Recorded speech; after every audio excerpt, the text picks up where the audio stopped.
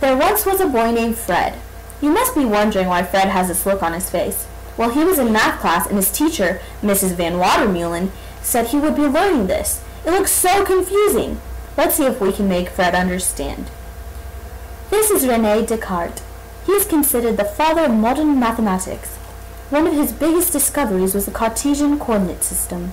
One night, Descartes was lying in bed and something caught his eye. He noticed a fly on the ceiling buzzing around. This gave him an idea. What if you imagine the fly like a point? It can be measured vertically and horizontally. Now back to Fred. Fred felt more interested in knowing the history, but still didn't understand the coordinate system. He wanted to learn more and asked his teacher.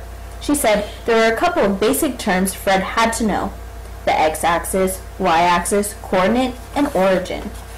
She started with the x-axis. She said it is the left to right or horizontal line on a graph. She went on that the y-axis is the up and down or vertical line on a graph. Now, coordinates are points on a graph. They are written x, y. For example, here is a point on a graph. The x-coordinate is 2, and the y-coordinate is 1, making the coordinate written as 2, 1. The origin is the point where the x and y-axis meet. Its coordinates are 0, 0, because it has 0 value on the x-axis and 0 value on the y-axis. Fred thought he understood, and said so looking at this point on the grid. The x-coordinate is 3, and the y-coordinate is 4, making the coordinates for this point 3, 4. Mrs. Van Watermeulen said, "Good job, but now we should look at something a little harder." Fred said, "I think I can do that." She said, "Okay, let's talk about quadrants." If you extend the x and y axis, you will find that a graph can be split into 4 quadrants. The placement of these quadrants can be easily remembered by drawing a C. The beginning of the C is quadrant 1, and then you follow the C in order to remember the rest of the quadrants ending in 4th quadrant. Let's take a look at the quadrant 1. Notice that the x and y axis next to quadrant 1 have all positive numbers. That means that you will never have negative coordinates in this quadrant. Quadrant 2 has all positive numbers on the y-axis, but all negative numbers on the x-axis. This means your coordinates will always have a negative x and a positive y. Quadrant 3 has all negative numbers on the x and y axis. This means that any point in quadrant 3 will have a negative x and y for its coordinates. Finally, the 4th quadrant. All the numbers on the x-axis are positive and all the numbers on the y-axis are negative.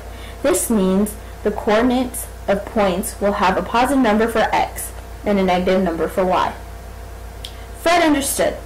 Now he thinks he can do the original problem his teacher gave him. He explains that he will break it down into quadrants using the same method. He began with quadrant 1. He remembered that quadrant 1 only deals with positive numbers, so when he makes his coordinates, both the x and y will be positive. The x-axis shows the point at 2. The y-axis shows the point at 3, making the coordinate 2, 3. Now moving on to quadrant 2. Fred remembered quadrant 2 has negative numbers for x, so the x value is shown at negative 3, and the y value is at 1. So the coordinate is negative 3, 1. Next, Fred looked at quadrant 3. He remembered that quadrant 3 has both negative numbers for x and y. He looked at x and saw the number was between negative 1 and negative 2. So the x value was negative 1.5. The y value was between negative 2 and negative 3, making it negative 2.5. This means the coordinates for this point are negative 1.5, negative 2.5. Mrs. Van Watermeulen was so proud of Fred for learning the coordinate grid. She said if Descartes was alive, he would be impressed.